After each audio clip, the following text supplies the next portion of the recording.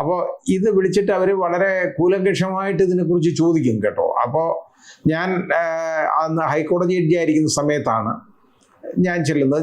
അതിന് കുറേ ഒരു പ്രിപ്പറേഷൻ തന്നെ ആവശ്യമാണ് ഇതുപോലെ. പിന്നെ ആദ്യമൊക്കെ ചെയ്യുന്നത് പോലല്ല. ആദ്യമൊക്കെ എന്നൊക്കെ പറഞ്ഞു കഴിഞ്ഞാൽ ആവശ്യമില്ലാത്ത ലഗേജുകളെല്ലാം വാരിക്കൊണ്ടുപോകും. ഈ കൊണ്ടുപോകുന്നതിൻ്റെ പകുതി അതേപോലെ ഉപയോഗിക്കാതെ തിരിച്ചു കൊണ്ടുവരിക പതിവ്. ഇറ്റാലിയൻ സംസാരിക്കുകയാണെങ്കിൽ ഇംഗ്ലീഷുമായിട്ട് യാതൊരു അടുപ്പവും കാണത്തില്ല. അപ്പോൾ ഇത് നമുക്ക് വളരെ വലിയ ബുദ്ധിമുട്ടാണ്. അയാളെ അത് പറഞ്ഞ് മനസ്സിലാക്കിയിട്ട് ദാണ്ട് ഇതൊക്കെ തൊട്ടൊക്കെ കാണിച്ച് ആംഗ്യമൊക്കെ കാണിച്ച് കുറേ ഇംഗ്ലീഷും ഒക്കെ ഇംഗ്ലീഷൊന്നും വലുതായിട്ട് അറിയില്ല പറഞ്ഞൊക്കെ മനസ്സിലാക്കിയിട്ട് ഒരു നല്ല ടിപ്പും അങ്ങ് കൊടുത്ത് നമ്മുടെ ഇവിടെ ചവിട്ടി തേച്ചിട്ട് അടക്കി ഭരിച്ചിരുന്നവരാണല്ലോ ഇവർ ഈ സായിപ്പന്മാർ. അങ്ങനെ വന്നു കഴിഞ്ഞപ്പോൾ അവർ വലിയ ആളുകളാണെന്നുള്ള മനസ്സിലൊരു തോന്നലങ്ങ് വരും. അപ്പോൾ അവിടെ നമ്മൾ പോയി നിന്ന് കണ്ടിട്ട് അവർക്ക് എന്തെങ്കിലും പൈസ കൊടുക്കുക. അത് പൈസ പണപ്പിരിവാണ് അതിൻ്റെ ലക്ഷ്യം. ചിലർ അത് ബെയറായിട്ട് അവർ അവിടെ അങ്ങനെ ആയിരിക്കും.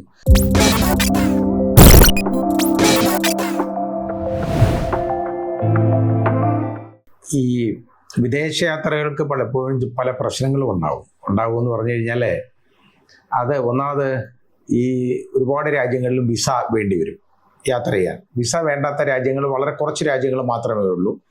അപ്പോൾ ഇന്ത്യൻസിന് വിസ വേണ്ടാത്ത ചില രാജ്യങ്ങളുണ്ട്. അവിടെ വിസ ഓൺ അറൈവലാണ്. ഇപ്പോൾ ഉദാഹരണമായിട്ട് ഇപ്പോൾ കോലാലംപൂർ, അവിടെ മലേഷ്യ നമ്മൾ ചെല്ലണം, വിസ ഓൺ അറൈവൽ ഉണ്ട് അവിടെ. അതേപോലെ തന്നെ തായ്ലൻഡ്, അവിടെയൊക്കെ വിസ ഓൺ അറൈവലാണ്. ഇന്തോനേഷ്യ, അവിടെ എല്ലാം വിസ ഓൺ അറൈവൽ. അങ്ങനെയുള്ള കുറച്ച് രാജ്യങ്ങളേ ഉള്ളൂ കേട്ടോ. അപ്പോൾ അത് ആ രാജ്യങ്ങളിൽ പോന്നു ഒഴിച്ചാൽ ബാക്കിയുള്ളിടത്തേക്ക് വിസ വേണം. അപ്പോൾ യൂറോപ്യൻ കൺട്രീസിലാണെന്നുണ്ടെങ്കിൽ ഏതാണ്ട് ഒരു 24 രാജ്യങ്ങൾ 26 രാജ്യങ്ങളോളം ഉള്ള സ്ഥലത്തേക്ക് ഷെങ്കൻ വിസ മാത്രം മതി. പണ്ട് ഈ ഷെങ്കൻ കൺട്രീസിൽ UK, യുണൈറ്റഡ് കിങ്ഡം, നമ്മുടെ ബ്രിട്ടൻ, അവരും അംഗമായിരുന്നു. പക്ഷേ പിന്നെ അതല്ലാതായിട്ട് മാറി. ഇപ്പോൾ ബ്രിട്ടനിൽ പോകണമെന്നുണ്ടെങ്കിൽ നമുക്കൊന്ന് ലണ്ടൻ ഒന്ന് പോകണമെന്നുണ്ടെങ്കിൽ അതിന് പ്രത്യേകം വിസ, UKയുടെ വിസ എടുക്കണം. അതേപോലെ തന്നെ ബാക്കിയുള്ളിടത്തൊക്കെ ആണെങ്കിൽ ഷെങ്കൻ വിസ മാത്രം മതി. ഷെങ്കൻ വിസ എടുത്തു കഴിഞ്ഞാലുള്ള ഒരു കാര്യം, ഏതെങ്കിലും ഒരു രാജ്യത്തേക്ക് നമ്മൾ ഒരു ഷെങ്കൻ വിസ എടുത്തു കഴിഞ്ഞാൽ അവിടെ എൻട്രി മാത്രം അവിടെ മതി. ഇപ്പോൾ നമുക്ക് സ്വിറ്റ്സർലൻഡിൻ്റെ എംബസിന്ന്, സ്വിസ് എംബസിന്ന് നമ്മൾ ആ വഴിയുള്ള വിസ നമ്മൾ എടുക്കുന്നു. സ്വിറ്റ്സർലൻഡിലെ വിസ എടുക്കുന്നെങ്കിൽ സ്വിറ്റ്സർലൻഡിൽ എവിടെയെങ്കിലും ഏത് ഭാഗത്താണ് നമ്മൾ ചെല്ലുന്നതെന്ന് കാണിച്ചേക്കുന്നിടത്ത് സ്വിറ്റ്സർലൻഡിൽ നമ്മളൊന്ന് എൻട്രി വേണം നമുക്ക്. അവിടെ എൻട്രി ഉണ്ടെന്നുണ്ടെങ്കിൽ ആ എൻട്രി കഴിഞ്ഞാൽ പിന്നെ ഇവർ നോക്കത്തേ ഇല്ല. ബാക്കി നമുക്ക് ഈ എല്ലാ ഷെങ്കൻ കൺട്രീസിലും യാത്ര ചെയ്യാം. പിന്നെ വിസ ഒന്നും ആവശ്യമില്ല.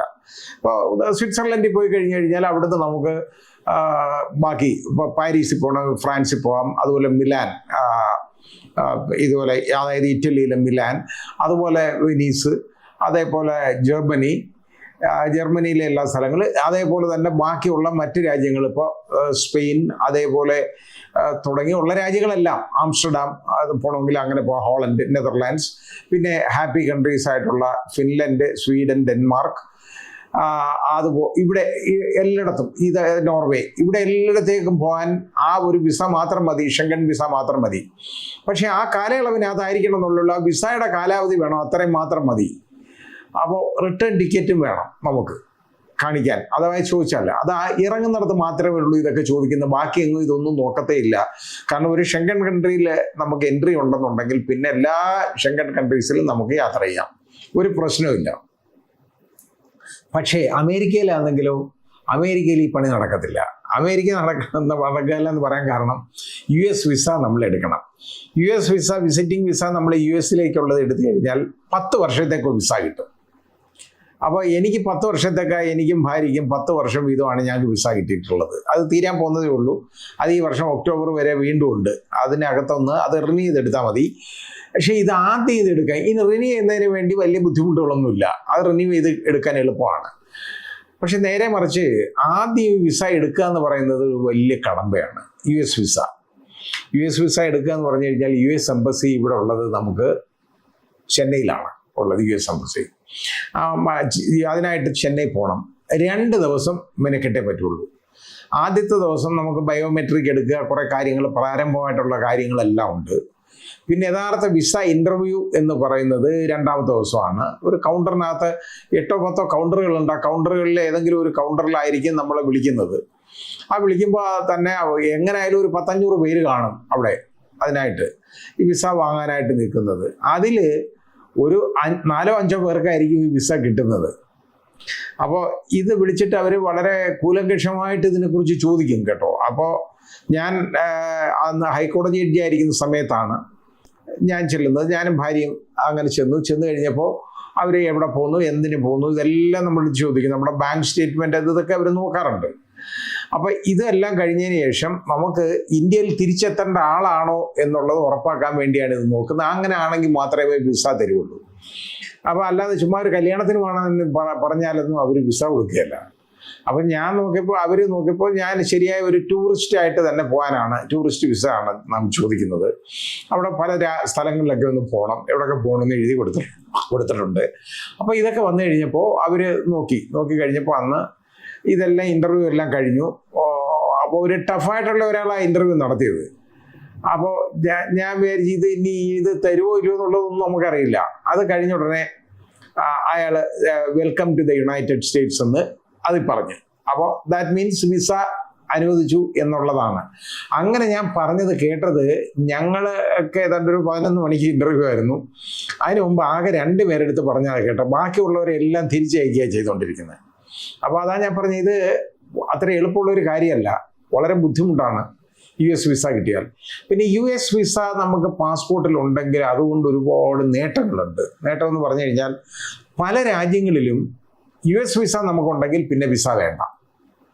ഇപ്പോൾ ഗൾഫ് കൺട്രീസിലാണെന്നുണ്ടെങ്കിൽ, അറബ് കൺട്രീസിൽ നമുക്ക് US വിസ ഉണ്ടെന്നുണ്ടെങ്കിൽ അവിടെ വിസ ഓൺ അറൈവൽ എന്ന് മതി, നമുക്ക് വിസ വേറെ വേണ്ട. അവിടെ ചെന്നിട്ട് വിസ അവർ തരും, വിസ ഓൺ അറൈവലാണ്. അതാ US വിസയുടെ പ്രത്യേകതയാണ്. അപ്പോൾ അമേരിക്കയ്ക്ക് ആളുകൾ കൊടുക്കുന്ന ഒരു പ്രത്യേക പരിഗണനയാണ് എന്ന് നമുക്കത് കാണാം. അത് അങ്ങനെയുള്ള പല രാജ്യങ്ങളുണ്ട് കേട്ടോ. ഒരുപാട് രാജ്യങ്ങളിൽ ഈ നമുക്ക് US വിസ ഉണ്ടെന്നുണ്ടെങ്കിൽ മറ്റ് വേറെ ഈ വിസ വേണ്ട. പക്ഷേ യൂറോപ്യൻ രാജ്യങ്ങളിൽ നമുക്ക് US വിസ ഉണ്ടെങ്കിൽ പോലും ഷെങ്കൻ വിസ ഉണ്ടെങ്കിലേ പറ്റുള്ളൂ, എടുക്കണം. അപ്പോൾ ഞാൻ എൻ്റെ തുടക്ക യാത്ര, ഞങ്ങളുടെ വിദേശയാത്ര പര്യടനം എന്ന് പറയുന്നത് ഈ അമേരിക്കയായിരുന്നു. അമേരിക്കയിൽ അന്ന് ഒരുപാട് സ്ഥലങ്ങളിൽ അവിടെ എല്ലാം പോയി കണ്ടു കഴിഞ്ഞതിന് ശേഷം അവിടുത്തെ ആ ജീവിതവും എല്ലാം കണ്ട് ഒക്കെ ആയിട്ട് ഞങ്ങൾ പിന്നെ അവിടുന്ന് തിരികെ എത്തിക്കഴിഞ്ഞ് കുറേ നാളുകൾ കഴിഞ്ഞപ്പോൾ പിന്നെയും യാത്ര തുടരണം. യാത്ര ഒരു ഹരമായിട്ട് മാറി. കാരണം ഇതുപോലെ രാജ്യങ്ങൾ കാണുക, ആളുകളെ കാണുക, അവിടുത്തെ സംസ്കാരം കാണുക, ഇതൊക്കെ ഒരു പ്രത്യേകതയായിട്ട് തോന്നി. അപ്പോൾ പിന്നെ ഇനി അടുത്തത് യൂറോപ്പിൽ പോകാം എന്ന് തീരുമാനിച്ചു. അങ്ങനെ യൂറോപ്പിൽ പോകാനായിട്ട് ആദ്യം അന്ന് വിസ എടുക്കുന്നത് ഇറ്റലിയിലേക്കാണ് വിസ എടുക്കുന്നത്. അപ്പോൾ ഇറ്റലിയിലെ മിലാനിലേക്കാണ് ഉള്ള വിസയാണ് ആദ്യം എടുത്തത്. മിലാനിൽ പോയിട്ട് അന്നൊരു പ്രോഗ്രാം ഉണ്ടായിരുന്നത് ഇറ്റലിയിലൊന്ന് ചെല്ലണം, പിന്നെ ജർമ്മനി പോകണം, അവിടുന്ന് ഫ്രാൻസിൽ പോകണം, അത് കഴിഞ്ഞിട്ട് സ്വിറ്റ്സർലൻഡിൽ പോകണം. ഇത്രയും രാജ്യങ്ങൾ സന്ദർശിച്ചിട്ട് തിരിച്ചു വരണം. ഇവിടുത്തെ വളരെ ഇമ്പോർട്ടൻ്റ് ആയിട്ടുള്ള കാര്യങ്ങളൊന്ന് കണ്ടിട്ട് തിരിച്ചു വരണം എന്നുള്ള രീതിയിലാണ് യാത്ര തുടങ്ങുന്നത്. അതൊരു ഒരുപാട് ദിവസമില്ല, ഏതാണ്ട് 10-12 ദിവസത്തെ ഒരു യാത്ര, ഒരു ഷെഡ്യൂളുമായിട്ടാണ് ഇറങ്ങിപ്പോകുന്നത്. ഇവിടുത്തെ നേരെ ദുബായ് ചെല്ലുന്നു. എമിറേറ്റ്സിൽ തന്നെ ഫ്ലൈ ചെയ്യുന്നതെല്ലാം ഞാൻ എമിറേറ്റ്സിലാണ് ഞങ്ങൾ ഫ്ലൈ ചെയ്തുകൊണ്ടിരിക്കുന്നത്. അതിലെനിക്ക് ഗോൾഡ് കാർഡൊക്കെ ഉണ്ട്. അപ്പോൾ അത് ഒരുപാട് ഫെസിലിറ്റീസ് ഉണ്ട് അത് കാരണം. അപ്പോൾ അതിൽ നേരെ കയറി ഈ ഇറ്റലിയിലെ മിലാനിൽ എത്തുകയാണ് കേട്ടോ. മിലാനിലെത്തുമ്പോൾ അപ്പോൾ അതിനു മുമ്പ് ഞാനൊന്ന് പഠിച്ചു വന്നപ്പോൾ യാത്രയെക്കുറിച്ച് പഠിക്കുന്നത് ശ്രീ സന്തോഷ് കുളങ്ങര, എൻ്റെ സുഹൃത്താണ്, സഫാരി ചാനലിൻ്റെ സന്തോഷ് ജോർജ് കുളങ്ങരയുടെ മുഴുവൻ DVD-കളും ഞാൻ വാങ്ങിച്ചിട്ടുണ്ട് നേരത്തെ. അത് മുഴുവൻ വാങ്ങിച്ചിട്ട് ഞാൻ പോകേണ്ട സ്ഥലങ്ങൾ നോക്കി അത് ഇട്ട് നോക്കും. അതെല്ലാം ഇട്ട് കണ്ടതിന് ശേഷം മാത്രമാണ് ഈ യാത്ര പതുക്കെ തുടങ്ങുന്നത്. അപ്പോൾ ഇത് കാണുക എന്ന് പറഞ്ഞാൽ ഓരോ രാജ്യത്തും ശ്രീ സന്തോഷ് കുളങ്ങര പോയേക്കുന്ന സ്ഥലങ്ങളെല്ലാം ഞാൻ നോക്കും.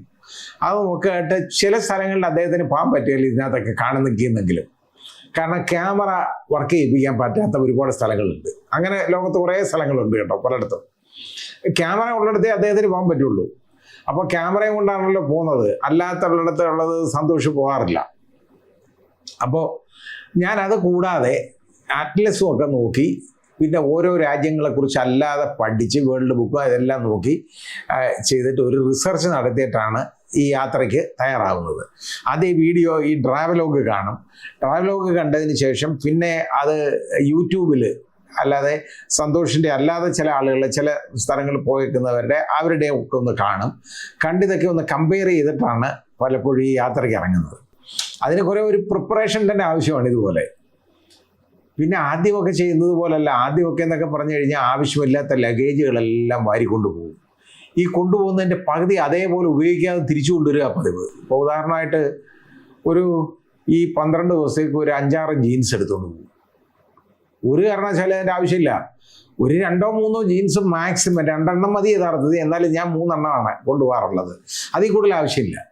അതേപോലെ തന്നെ ടീഷർട്ടൊക്കെ ഉപയോഗിക്കുന്നതൊക്കെ അതൊക്കെ ഈ തണുപ്പ് ഉള്ള വളരെ വലിയ തണുപ്പുള്ള സ്ഥലങ്ങളാണ് അവിടെ പലപ്പോഴും പല സ്ഥലങ്ങളും.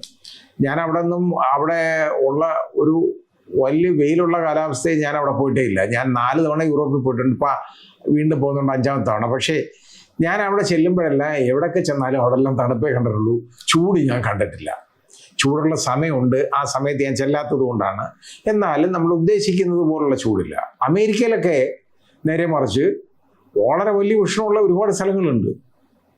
തണുപ്പുള്ളതുപോലെ തന്നെ ഉഷ്ണം അവിടെ അതുപോലെ ഉഷ്ണമുള്ള ഒരുപാട് സ്ഥലങ്ങളുണ്ട്. അത് ഒരു കാരണം മാത്രമല്ല, അവിടെ ആ കാലാവസ്ഥ നമ്മൾ നോക്കണം. സമ്മറിൽ അവിടെ നല്ല ടെമ്പറേച്ചർ വരും. നമുക്ക് ഏതാണ്ട് ഇവിടുത്തെ കാലാവസ്ഥ പോലൊക്കെ വരും. നേരെ മറിച്ച് യൂറോപ്പിൽ പലയിടത്ത് മിക്കവാറും സ്ഥലങ്ങൾ നമ്മുടെ ഇത് തട്ടിച്ച് നോക്കുമ്പോൾ തണുപ്പായിരിക്കും മിക്കവാറും ഒക്കെ ഞാൻ കണ്ടേക്കുന്നത്. സമ്മറിൽ ഞാൻ അധികം യാത്ര ചെയ്തിട്ടില്ല യൂറോപ്പിൽ, അതാ കാര്യം. അപ്പോൾ ഇവിടെ മിലാനിലൊക്കെ ഇറങ്ങുമ്പോൾ ഞാൻ അതൊക്കെ നോക്കി പഠിച്ചതിൽ നിന്ന് എനിക്ക് മനസ്സിലായത് നമ്മുടെ ആഹാര രീതിക്ക് വളരെ ബുദ്ധിമുട്ടാണ്. നമുക്ക് എരിവുള്ള ഭക്ഷണം ഒന്നാമത് വേണം. മലയാളികൾ നമുക്ക് അങ്ങനെ ഒരു കാര്യമുണ്ട്. പിന്നെ അതേപോലെ തന്നെ എരിവുള്ള ഭക്ഷണം മാത്രമല്ല, നമുക്ക് ഇപ്പോൾ ഉദാഹരണമായിട്ട് എനിക്കാണെങ്കിൽ മീറ്റിൽ ഞങ്ങൾ ഈ പോർക്ക് കഴിക്കത്തില്ല, നിഷിദ്ധമാണ് യഥാർത്ഥത്തിൽ ഒരു മുസ്ലിമിനെ സംബന്ധിച്ചിടത്തോളം. അപ്പോൾ അത് വളരെ ഒരു ബുദ്ധിമുട്ടുണ്ടാകുന്ന ഒരു കാര്യമാണ്. കാരണം യൂറോപ്പിൽ യാത്ര ചെയ്യുമ്പോൾ, പ്രത്യേകിച്ച് ഇറ്റലിയിൽ, ഈ പോർക്കില്ലാത്ത വിഭവങ്ങളൊന്നുമില്ല.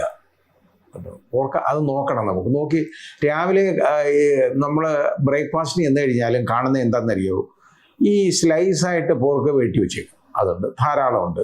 എല്ലാ വിഭവങ്ങളിലും ഈ പോർക്കിൻ്റെ ഇത് കാണും. ഇപ്പോൾ ഉദാഹരണമായിട്ടൊരു സാലഡ് നമ്മൾ പറഞ്ഞാൽ പോലും അതിനകത്തും പോർക്കിനെ വെട്ടിയിട്ടേക്കും. അപ്പോൾ ഇതില്ലാതിരിക്കണമല്ലോ. അങ്ങനെ നോക്കി കഴിക്കുമ്പോൾ ആകെപ്പാടെ നമുക്ക് കഴിക്കാൻ പറ്റിയത് എഗ് വൈറ്റിൻ്റെ ഓംലെറ്റ്. ഞങ്ങൾ ചെയ്യുന്ന പണിയാണ്. എഗ് വൈറ്റിൻ്റെ ഓംലെറ്റ് കഴിക്കും. വെജ് മസാല എന്നവരടുത്ത് പറയണം. അത് മാത്രം. വെജ് മസാല എന്ന് പറഞ്ഞതിലുള്ള കുഴപ്പം എന്താണെന്നറിയോ, ഈ പോർക്ക് അരിഞ്ഞു വെച്ചിട്ടുണ്ട്, അതും കൂടെ തീയിടും, ഉറപ്പായിട്ടിടും, ഇട്ടുകളയും. അപ്പോൾ ഇത് പറയുമ്പോൾ ഉണ്ടല്ലോ, അപ്പോൾ ആദ്യം ഇത് അവർ ഉണ്ടാക്കാനായിട്ട് പോകുമ്പോൾ അവർ നമ്മളെ ഒന്ന് നോക്കുമ്പോൾ നമുക്കിത് കഴിക്കാത്ത ആളുകളാണെന്ന് അവർക്ക് തോന്നും. അവർ നോക്കിയിട്ട് ഈ ഓംലെറ്റ് ഉണ്ടാക്കാനായിട്ട് പോകും. ഞാൻ അവിടെ നിൽക്കും കേട്ടോ. അതിൻ്റെ കാരണം എന്താണെന്നറിയാം, ഈ ചട്ടുകം പോലുള്ള ഒരു സാധനം ഇതുണ്ടല്ലോ, ഇത് ഇളക്കുന്ന സാധനം, അതിലെല്ലാം ഈ പോർക്ക് പറ്റിയിരിക്കും. കാരണം ഇതിനെ ഉപയോഗിക്കുന്ന സാധനം. അപ്പം ഞാൻ അയാളുടെ റിക്വസ്റ്റ് ചെയ്തു, പറഞ്ഞ് അവരെ മനസ്സിലാക്കാൻ വലിയ പാടാണ്. കാരണം നമ്മുടെ ഭാഷ, അതായത് ഇംഗ്ലീഷുമായിട്ട് ഒരു ബന്ധവും ഇല്ല. അവിടുത്തെ ഇറ്റാലിയൻ എഴുതി വെച്ചേക്കുന്ന കണ്ടു കഴിഞ്ഞാൽ നമുക്ക് മനസ്സിലാവും പല കാര്യങ്ങളും. ഇപ്പോൾ ഉദാഹരണമായിട്ട് പോലീസിൻ്റെ വണ്ടി കണ്ടു കഴിഞ്ഞാൽ അത് പൊലീസിയ, POLICIA, പൊലീസിയ എന്ന് പറഞ്ഞു കഴിഞ്ഞാൽ അത് പോലീസ് എന്നുള്ളതാണ് മീനിങ്. അങ്ങനെ ഇംഗ്ലീഷുമായിട്ട് വളരെ സാമ്യമുണ്ട്. പക്ഷെ സംസാരിക്കുന്ന ഭാഷയുണ്ടല്ലോ, ഇറ്റാലിയൻ സംസാരിക്കുകയാണെങ്കിൽ ഇംഗ്ലീഷുമായിട്ട് യാതൊരു അടുപ്പവും കാണത്തില്ല. അപ്പോൾ ഇത് നമുക്ക് വളരെ വലിയ ബുദ്ധിമുട്ടാണ്. അയാളെ അത് പറഞ്ഞ് മനസ്സിലാക്കിയിട്ട് ദാണ്ട് ഇതൊക്കെ തൊട്ടൊക്കെ കാണിച്ച് ആംഗ്യമൊക്കെ കാണിച്ച് കുറേ ഇംഗ്ലീഷും ഇംഗ്ലീഷൊന്നും വലുതായിട്ട് അറിയില്ല, പറഞ്ഞൊക്കെ മനസ്സിലാക്കിയിട്ട് ഒരു നല്ല ടിപ്പും അങ്ങ് കൊടുത്ത് കഴിഞ്ഞുടനെ അത് യൂറോയൊക്കെ കൈ കിട്ടിയപ്പോഴത്തേക്ക് ആശാൻ സ്മാർട്ടായിട്ട് ഇത് ഞങ്ങൾക്ക് പോയി ഇത് വാഷ് ചെയ്തുകൊണ്ട് വന്നു കേട്ടോ. അത് വെച്ച് തുടച്ച് റെഡിയാക്കിയിട്ട് ഇളക്കി തന്നു. അയാൾക്ക് മനസ്സിലായി എനിക്കിത് കഴിക്കാൻ പാടില്ലാത്തതാണ് എന്നുള്ളത് മനസ്സിലായി. അങ്ങനെയാണ്. അപ്പം ഫുഡ് വളരെ ബുദ്ധിമുട്ടാണ് യൂറോപ്പിൽ. അല്ലെങ്കിൽ നമുക്ക് നമ്മുടെ ആരുടെയെങ്കിലും സുഹൃത്തുക്കളുടെ വീടുകളോ എന്തെങ്കിലും വേണം. അവിടെയൊക്കെ ആണെങ്കിൽ നമ്മുടെ പാചകം നമ്മുടെ മലയാളികൾ എങ്ങനെയാണെന്നുണ്ടെങ്കിൽ ധാരാളം ആളുകളുണ്ട് മലയാളികൾ കേട്ടോ. എവിടെ പോയാലും കാണാമല്ലോ.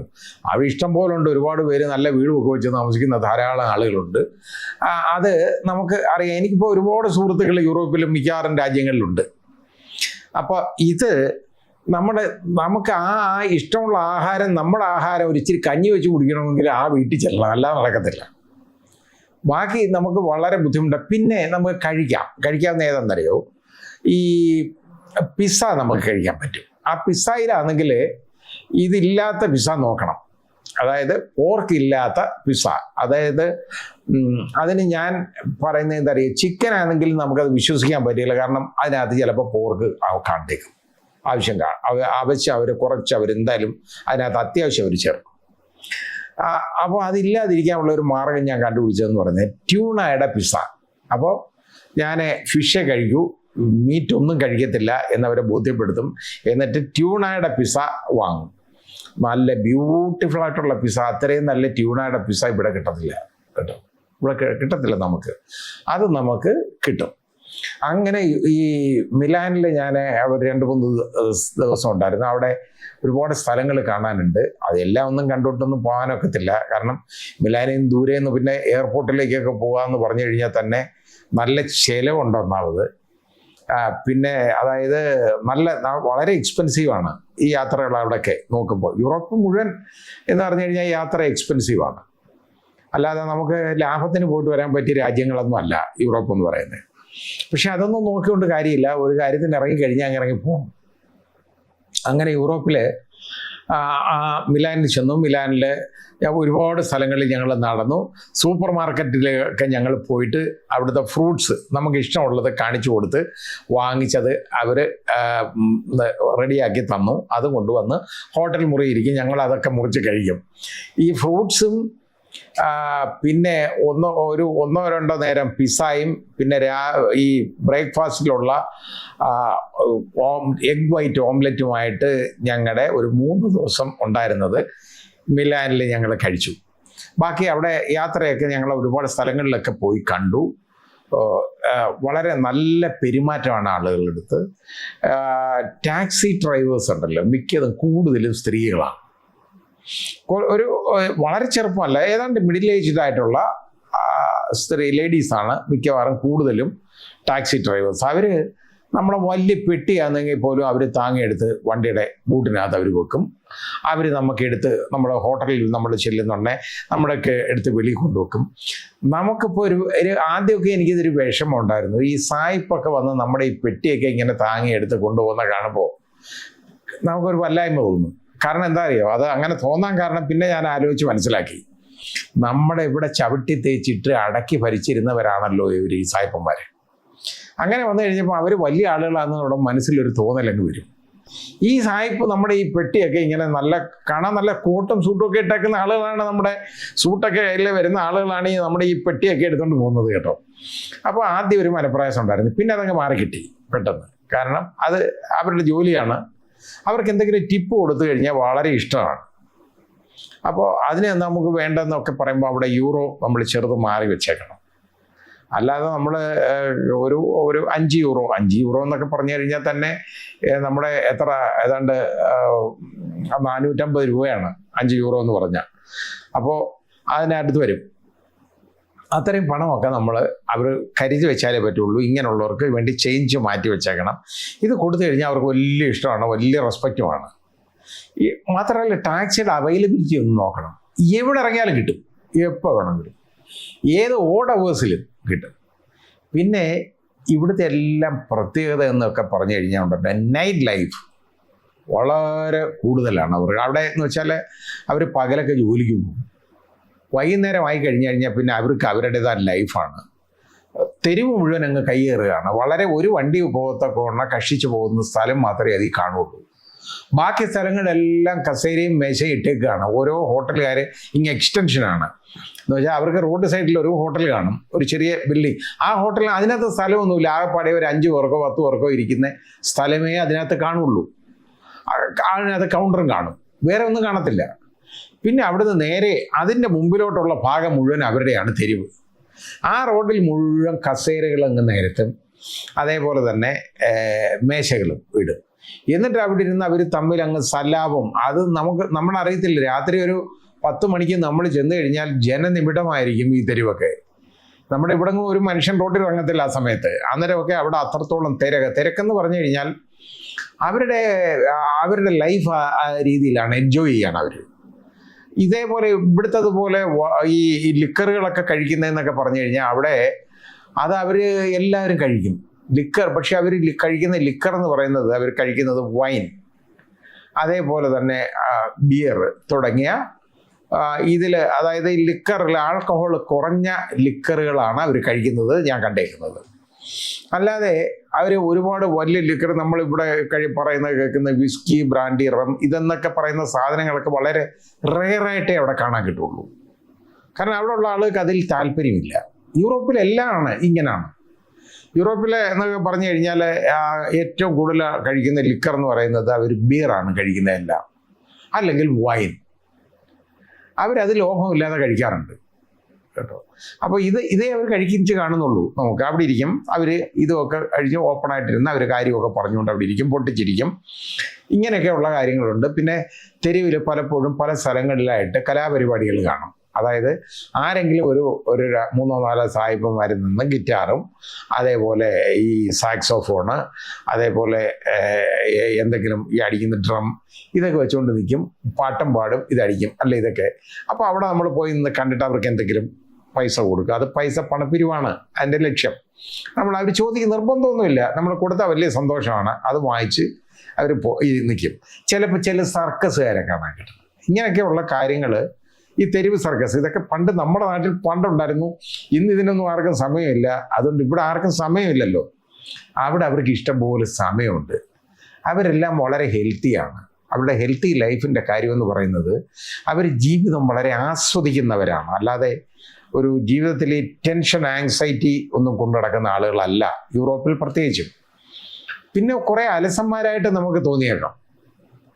കാരണം അവരെ നോക്കുമ്പോൾ അവർക്ക് ഇന്ന് ഡ്രസ്സ് എന്ന് പറയുന്നത് എന്താണ്, അവരുടെ വേഷം വിധാനം എന്നൊക്കെ പറയുന്നത് മിക്കവാറും ഒരു ചെറിയ ഷോർട്ട്സ് ഇടും, ഒരു ബനിയൻ ഇടും. ചിലർക്ക് ബനിയൻ കാണത്തില്ല, അതായത് ബനിയൻ ടീഷർട്ടോ ഒന്നും. ചിലർ അത് ബെയറായിട്ട് അവിടെ അങ്ങനെ ആയിരിക്കും. വളരെ കുറച്ച് ആളുകളാണ്. പിന്നെ പുകവലി, അവിടെ പ്രശ്നമൊന്നുമില്ല, പുകവലിക്കും, ഇഷ്ടം പോലെ ആളുകൾ പുകവലിക്കും. അതിൽ ശ്രദ്ധേയമായ സംഭവം, കൂടുതലും പുകവലിക്കുന്നത് സ്ത്രീകളാണെന്നുള്ളതാണ് പുരുഷന്മാരെക്കാളും. പുരുഷന്മാർ കുറേ കൂടെ ഹെൽത്ത് കോൺഷ്യസ് ആണ്. അത് നേരെ മറിച്ച് സ്ത്രീകൾ അവർ കൊച്ചു പിള്ളേർ മുതൽ മേലോട്ട് മുഴുവൻ സിഗരറ്റ് വലിക്കുന്നത് നമ്മൾ കാണുന്നത്. ഏറ്റവും കൂടുതൽ സിഗരറ്റ് വലിക്കുന്നവരെ ഞാൻ കണ്ടേക്കുന്നത് പാരീസിലാണ്. സ്ത്രീകൾ ഏറ്റവും കൂടുതൽ സ്ത്രീകളാണ്. അവിടെ പുകവലിക്കാത്ത സ്ത്രീകൾ എന്ന് പറയുന്നത് വളരെ റെയറാണ്. അങ്ങനെ കാണാൻ കിട്ടുള്ളൂ. ആ രീതിയാണ്. അപ്പം മിലാനിൽ ഇതൊക്കെ കണ്ടു, മിലാനിൽ നിന്ന് പിന്നെ മുതൽ യൂറോപ്പിൽ പോകുമ്പോൾ ഏറ്റവും പ്രത്യേകിച്ച് ശ്രദ്ധിക്കേണ്ട ഒരു കാര്യം എന്ത് പറയും, നമുക്ക് ഈ ഇൻറ്റേർണലായിട്ടുള്ള യൂറോപ്പിലെ, അതായത് മറ്റ് ഷെങ്കൻ കൺട്രീസിലേക്ക് ഒരു കാരണവശാലും നമ്മൾ ബൈ ഫ്ലൈറ്റ് പോകരുത്. ഫ്ലൈറ്റിൽ പോയാൽ അതിനുള്ള കുഴപ്പം എന്താണെന്നറിയും. ഫ്ലൈറ്റിൽ പോകണമെന്നുണ്ടെങ്കിൽ ഒരു മണിക്കൂർ 2 മണിക്കൂർ മുമ്പേ എയർപോർട്ടിൽ ചെല്ലണം. അപ്പോൾ അത്രയും ആ എയർപോർട്ടിലേക്ക് ചെല്ലാനുള്ള ദൂരം, എയർപോർട്ട് എന്ന് പറയുന്നത് ഒരിക്കലും സിറ്റിയുടെ നടുക്കായിരിക്കില്ല, കുറച്ച് മാറിയായിരിക്കും എപ്പോഴും എയർപോർട്ടിൽ പോകാൻ എങ്ങനെയായാലും ഒരു 1.5 കിലോമീറ്റർ 1.5 മണിക്കൂർ സമയം എടുക്കാറുണ്ട്. എല്ലാം ഒരു ആവറേജ് നമ്മൾ നോക്കിയാൽ. അതിൽ കുറച്ച് രാജ്യങ്ങളെന്ന് പറയുന്നത് കുറവാണ്, ഉണ്ട്, ഇല്ലെന്ന് പറയുന്നില്ല, ഉണ്ട്. ഇപ്പോൾ ആംസ്റ്റർഡാമിലൊക്കെ നമ്മൾ ചെന്ന് കഴിഞ്ഞാൽ ആംസ്റ്റർഡാം എയർപോർട്ടിൽ നിന്ന് നമുക്ക് ആംസ്റ്റർഡാം സിറ്റിയിലേക്കുള്ള ദൂരം എന്ന് പറയുന്നത് ഏതാണ്ട് ഒരു വീക്കെൻഡ് കവർ നമുക്ക് ഒരു 20-25 മിനിറ്റ് കൊണ്ട് കവർ ചെയ്യാം.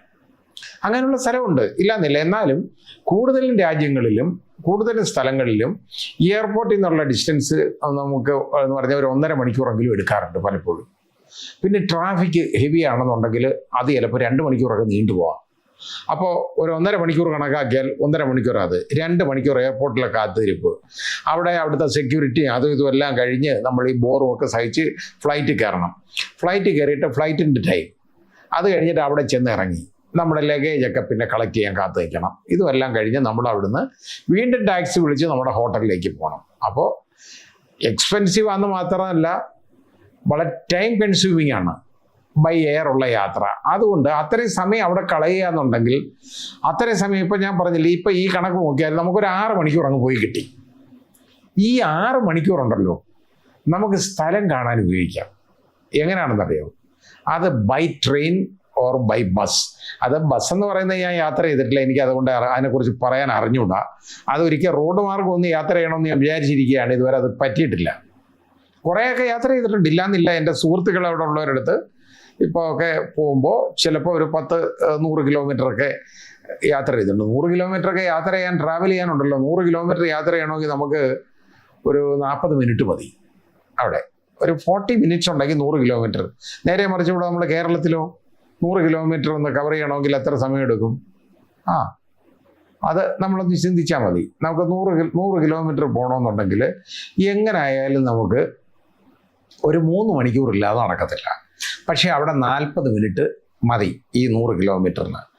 അത് മര്യാദ അനുസരിച്ച്, അതായത് നിയമാനുസരണമുള്ള ഡ്രൈവിങ്ങിലാണ് ഞാൻ ഈ പറഞ്ഞത്. നിയമം വിട്ടാണെങ്കിൽ അതിൽ മുമ്പേ അല്ല. അപ്പം ഇത് നമുക്ക് ബൈ റോഡ് ഞാൻ അങ്ങനെ അധികം യാത്ര ചെയ്തിട്ടില്ല. ബൈ ട്രെയിൻ ഞാൻ ആദ്യം ട്രെയിനിൽ അങ്ങ് ബുക്ക് ചെയ്യും. ട്രെയിനിൽ ബുക്ക് ചെയ്ത് കഴിഞ്ഞാൽ ഉള്ള ഗുണം എന്താ അറിയുക? നമുക്ക് നമുക്ക് ഇവിടെ വെച്ച് നമുക്ക് ആ ടിക്കറ്റ് പർച്ചേസ് ചെയ്യാൻ പറ്റും. ട്രെയിനിൽ അതിൽ കയറി ഇരുന്ന് കഴിഞ്ഞാൽ ആ ട്രെയിനിൽ നല്ല ദീർഘദൂര ട്രെയിൻ, മിലാനിൽ നിന്ന് ഞങ്ങൾ അന്ന് പോയത് മിലാൻ ടു അത് നേരെ പാരീസിലേക്കാണ് മിലാനിൽ നിന്ന് പോകുന്നത്.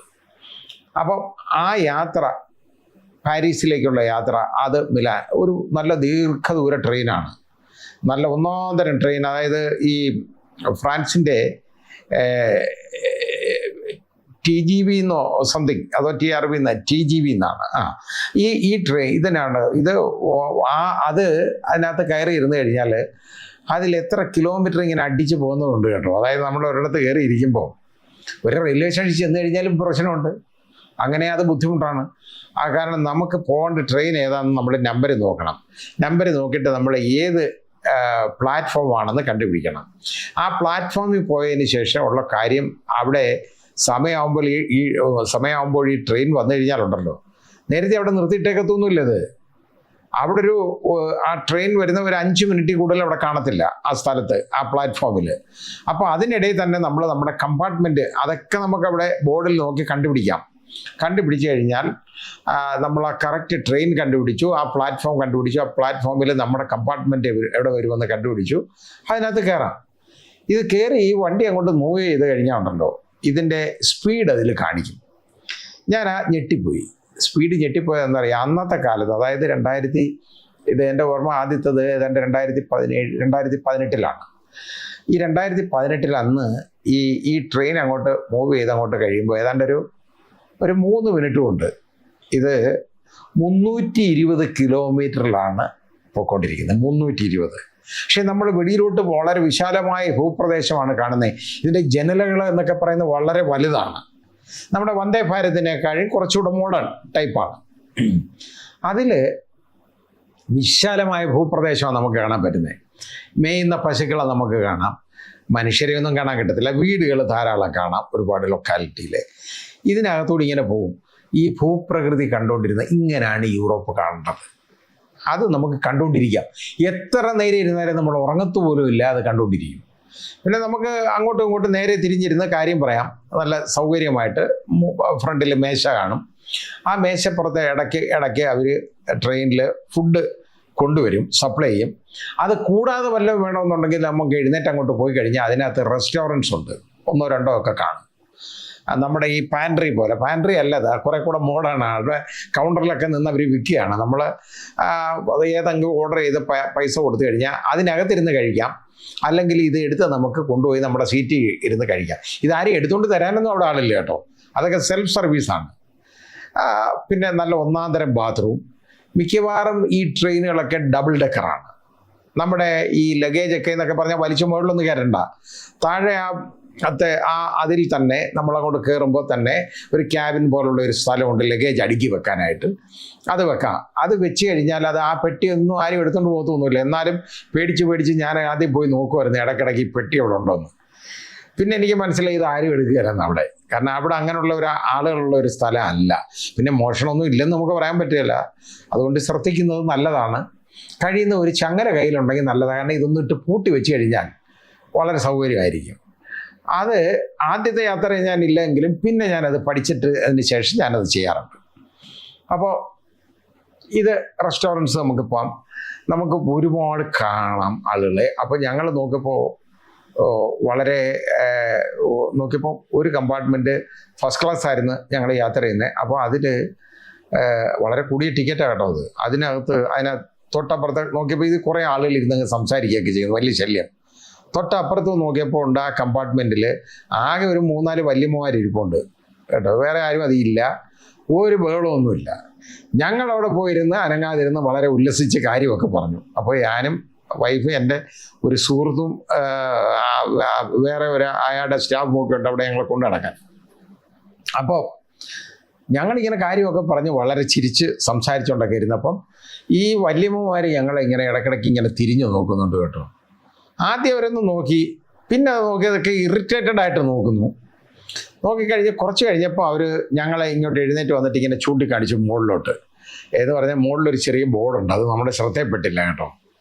അതായത് സൈലൻറ്റ് സോണാണത്, എന്ന് വെച്ചാൽ മിണ്ടാൻ പാടില്ല. മൊബൈൽ പോലും നമ്മളെ അടിക്കാൻ പാടില്ല. മൊബൈലിലെ റിങ് ടോൺ നമ്മൾ ഓഫ് ചെയ്തിട്ട് അതിനകത്ത് കയറിയിരിക്കാവൂ. മിണ്ടാൻ പാടില്ല, കാരണം സൈലൻറ്റ് സോണാണ്. അങ്ങനെ ഉണ്ട്. അന്നേരമാണ് ഈ അമളി പറ്റുന്നത് ഇത് ഞങ്ങൾക്ക് മനസ്സിലായത്. പിന്നെ ഞങ്ങൾക്ക് കാര്യം പറയാതിരിക്കാൻ ഒക്കത്തില്ലല്ലോ. അവരോട് ക്ഷമയും പറഞ്ഞിട്ട് ഞങ്ങൾ അതിനകത്തുനിന്ന് ഇറങ്ങി നേരത്തെ ഞങ്ങൾക്ക് അനുവദിച്ചേക്കുന്ന സ്ഥലത്തോട്ട് പോയി ഇരുന്ന് യാത്ര ചെയ്തു. കാരണം നമുക്ക് അബദ്ധം പറ്റുന്നതാണ്. ഈ ട്രെയിനിലൊക്കെ സൈലൻറ്റ് സോണുണ്ട് പല സ്ഥലങ്ങളിലും, പല കമ്പാർട്ട്മെൻ്റ് ഉണ്ട് അങ്ങനെ. അപ്പോൾ അതൊരു പുതിയ അറിവാണ്. അതായത് എന്താ കാര്യം എന്നറിയാം, ഇത് അവർ വായിച്ചുകൊണ്ടിരിക്കും അതിനകത്ത്, അല്ലെങ്കിൽ അവർ വെളിയിലോട്ട് കണ്ടുകൊണ്ടിരിക്കും. പക്ഷെ അവർ ഒന്നും മിണ്ടത്തില്ല. കാരണം സംസാരം കേൾക്കാതിരിക്കുക, ശബ്ദം കേൾക്കാതിരിക്കുക എന്നുള്ളതാണ് അവർക്ക് ആവശ്യം. അവരെ നോയ്സ് പൊല്യൂഷനായിട്ട് അവർ ബാക്കിയെല്ലാം കണക്കാക്കുന്നത്. നമ്മുടെ മൊബൈൽ അടിക്കുന്നത് വലിയ പ്രശ്നമാണ്, വലിയ ഒഫൻസാണത്.